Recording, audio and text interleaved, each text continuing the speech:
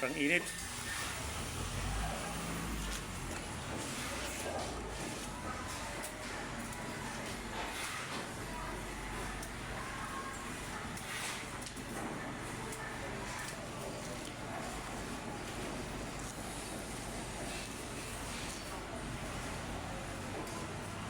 Ay, init na naman mga guys.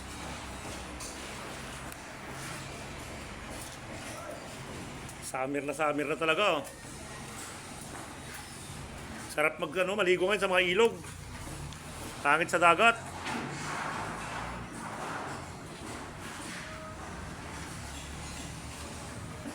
No. Maganda maligo ngayon sa ilog. Pag sa dagat, ano eh. Ilog talaga, pag dagat kasi mainit pa rin pag gano'n yan. Hindi ka sa ilog talagang oo, kapagod pa ka mo. Pag ahon mo ka mo, sang init, lalong init katawan mo pag eh. Hindi ka tulad talaga sa ilog, pag naligo ka sa ilog talagang yung katawan mo talaga lalamigin talaga, giginawin ka. Hindi ka tulad sa dagat, pag ahon mo, lalong init yung katawan mo eh. Dahil yung alat niya eh.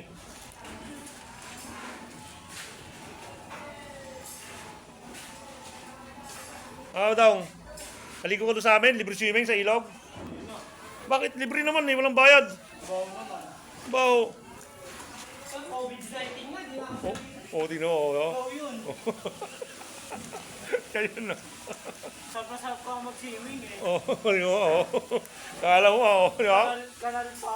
Di mo. Tangin na matay. Tinawag-hawakan pa din mga mga yilupin na. Pinagtibag na kayo din, tayo na sa palo na.